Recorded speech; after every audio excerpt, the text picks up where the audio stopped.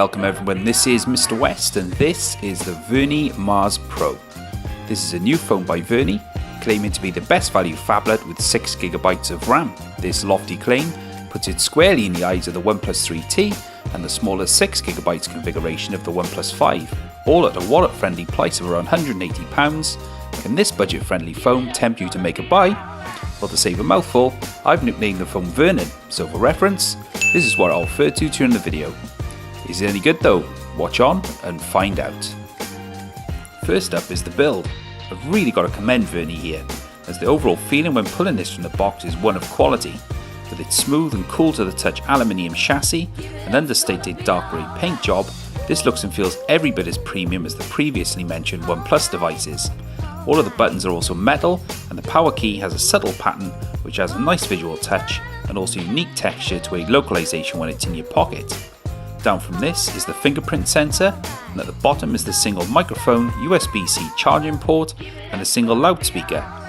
Up top is the lone 3.5mm headphone jack, and finishing things off to the left side is a dual SIM tray, or if you wish, you can use a singular SIM and add an SD card to help bolster the generous 64GB of onboard storage. Overall, whilst looking a little bland, I think Vernee have done a really excellent job with the build quality, and it really adds some nice flair which belies the Vernon's low price tag. Up front and centre and giving your eyeballs something to look at is the 5.5-inch Full HD IPS LCD display. This is covered in Corning Gorilla Glass 3 and has 2.5D glass which tapers off to the edges. But this brings me to the first area where Vernon's a little bit let down. It has good viewing angles and is nicely responsive, but even at its highest brightness setting, the screen looks washed out and a little bit dull, rendering everything on screen from icons to images a little bit flat. Don't get me wrong, it's serviceable, and for some this may be a decent trade-off given the price, but for me, I felt this wasn't one of the phone's strong points and is something Vernee will need to look at improving if they're going to make a follow-up to the Vernon in future. Powering Vernon is a 3500mAh battery, and this is good for a day's power under average use and supports quick charging by the supplied 18W charger. This can recharge the phone in a little over 90 minutes, and despite falling short of OnePlus's dash charge facility, it's useful and quick enough to get a good amount of battery power when you need it. Running the show is a Helio P25 octa-core processor which is clocked at 2.5GHz, and this is backed up by 6GB of RAM. Truthfully though, the Vernon didn't really wow me with its performance, and benchmark, while superfluous and not always indicative of day-to-day use, were choppy and slow, which meant for outright horsepower you may be left a bit wanting. However, I think at the price though, this is not something I can really criticise Vernon for, as in normal use I found Vernon to be just fine, and its multitasking makes good use of all those 6GB. Even the Google Earth Manhattan test on high settings is pulled off expertly by Vernon, and day-to-day use is quick and snappy. Onto cameras, Vernon has been fitted with a 13MP sensor to the rear. This uses a Sony IMX258 lens, and up front is a 5MP selfie camera. The rear camera is capable of 4K video recording with electronic image stabilization, but the front camera is only good for 640x480 VGA video recording, and despite offering electronic image stabilization, even at this price point this is disappointing, and I would have really expected around 720p. Anyways, the camera UI can feel a little bit clunky, but once you're used to it and can persevere with a slow autofocus, Vernon's able to capture some decent images which at this price are perfectly acceptable. Video from the main camera isn't bad, and with stabilization looks okay, but isn't going to worry the class best.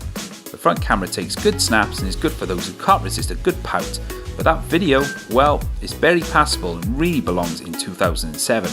Here's some examples so you can see for yourself.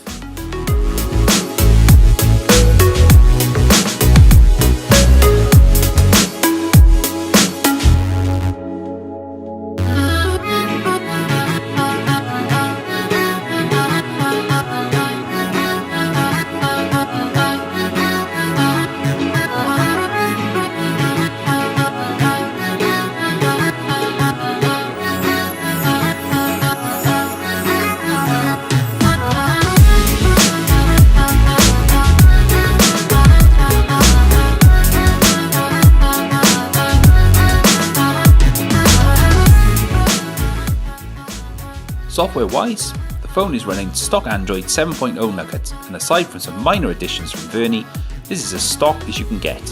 Whilst I've blessed Vernee with my usual Nova launcher setup here, the performance is great and navigation through menus is smooth and lag-free. The built-in keyboard does look a bit naff though, so you may want to change this to Gboard or another third-party keyboard of your choice. Multitasking is good, and generally I enjoyed using the phone and didn't come away too disappointed. So on to phone calls, and this is an area where Vernee falls down a bit. Despite supporting the correct GSM bands here in the UK, performance over 4G was very slow, and whilst Wi-Fi is well served and can get a good signal and decent speed through the thick walls in our home, call quality was very iffy, with the earpiece being quiet and lacking in clarity. Given you'll be wanting to make some calls with this, I too have to question whether this will be a deal breaker, as in a noisy environment there are budget phones like the Samsung Galaxy J5 which do this a lot better. Sure, the Samsung is a little bit more expensive and is less powerful on paper, and you'd have to argue, with one of the world's largest phone manufacturers behind it, then it really should be good. But call quality is an area Vernee really lets itself down a bit, and is something you'll really need to be aware of before making a purchase. Additionally, whilst headphone audio is actually nicely detailed and has some good bass, it's just too quiet for my large headphones. Don't get me wrong, it's actually not bad, but as with all audio, this is a highly subjective matter, and what I think is just okay might be perfectly good for someone else. The single loudspeaker is okay, but lacks any punch in outright volume. For casual games and the odd speakerphone calls, it'll do just fine.